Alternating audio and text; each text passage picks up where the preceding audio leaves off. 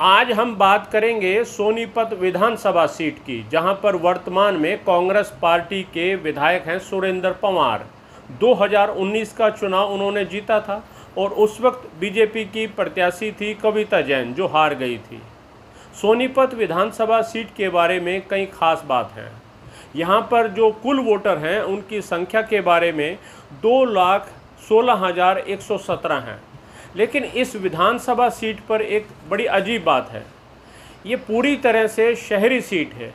पूरी तरह से के मतलब है कि 98.62% जो वोटर हैं वो शहर में रहते हैं।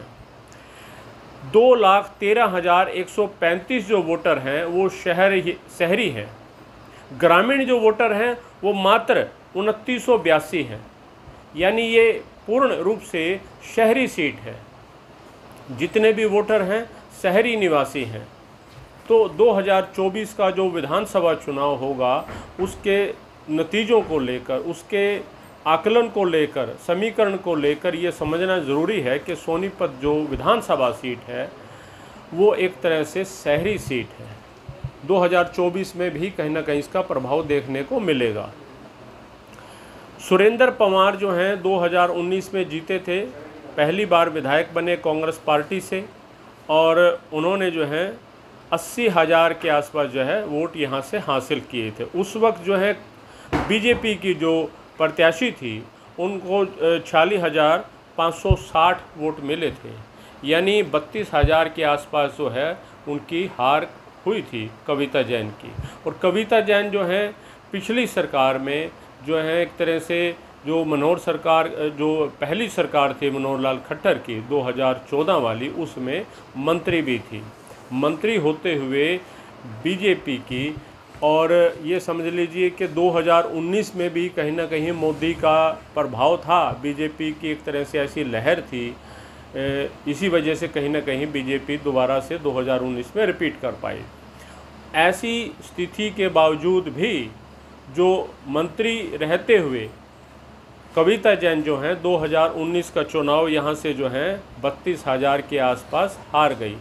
तो एक समझने की बात है, क्यों हारी? एंटी इनकम्बेंसी थी, क्या वजह थी?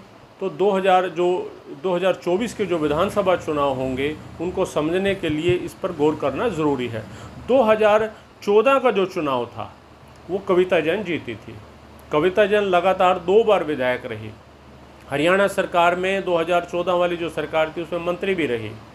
तो इन सब के बाद 2019 में हारना एक बड़ी बात है, और वो भी अच्छी खासी वोटों के साथ।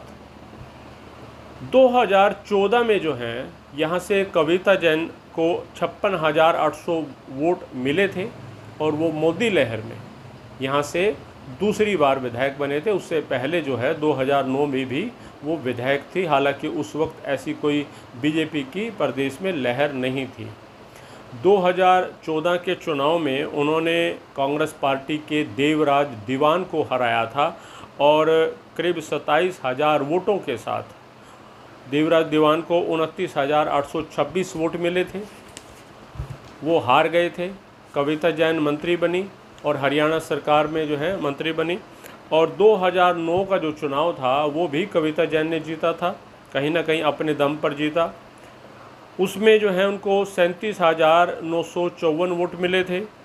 उस वक्त कांग्रेस पार्टी के जो यहाँ पर प्रत्याशी थे अनिल ठक्कर, उनको 35,297 वोट मिले थे। उस वक्त कविता जैन मात्र 2,657 वोटों से जीती थी। 2009 में जीत गई थी, लेकिन अंतर जो है ज़्यादा नहीं था। 2014 में उनको अच्छी बढ़त मिली और अच्छे वोटों से जीत गई। यानी 2009 का जो चुनाव कविता जैन ने जीता, शहरी वोट होने की वजह से जीता, या उनका अपना कोई वोट बैंक था इस वजह से जीता, और इसी वजह से कहीं ना कहीं 2014 में भारतीय जनता पार्टी ने मोदी लहर के बीच उनको टिकट दी और वो दोबारा से जीती थी। लेकिन उनकी ये जीत और उनका जो 2014 के मंत्रिमंडल में मंत्री का पद 2019 में कोई काम नहीं आया, और वो अच्छी खासी वोटों से हार गई। अब 2024 के जो विधानसभा चुनाव होंगे उसमें भारतीय जनता पार्टी अपना चेहरा यहाँ से किसको बनाएगी? कांग्रेस पार्टी किसको बनाएगी, इस पर एक तरह से निर्भर रहेगा। फिलहाल ऐसी कोई स्थिति स्पष्ट दिखाई नहीं दे रही।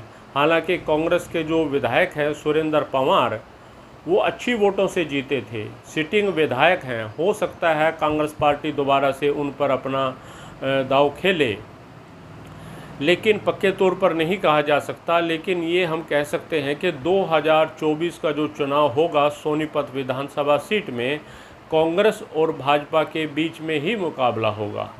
यहाँ पर जो है शहरी वोट होने की वजह से कहीं ना कहीं बीजेपी अगर यहाँ पर कोई कैंडिडेट ऐसा लेकर आती है जो शहरी वोटरों पर अपनी पकड़ रखता हो, तो जो कांग्रेस और भाजपा के बीच मुकाबला 2019 के चुनाव में रह सकता है।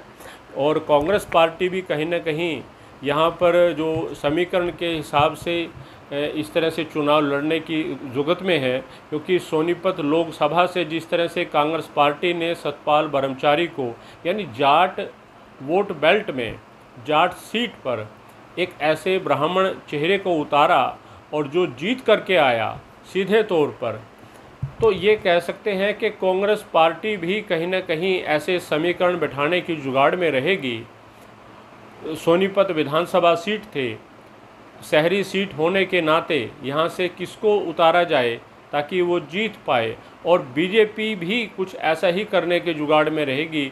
लेकिन ये स्पष्ट नहीं कहा जा सकता कि भारतीय जनता पार्टी कविता जैन या उसके परिवार के किसी सदस्य को यहाँ से टिकट देगी, क्योंकि जो पिछले जो नतीजे रहे उसके हिसाब से जो है भारतीय जनता पार्टी एक एक सीट पर कहीं ना कहीं ध्यान दे रही है।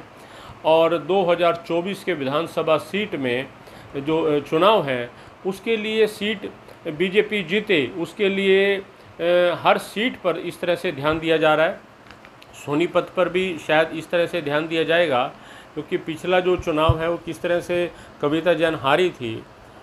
तो भारतीय जनता पार्टी और कांग्रेस पार्टी के बीच जो है ये आने वाला 2024 का जो चुनाव है यहाँ पर टक्कर रहने वाली है।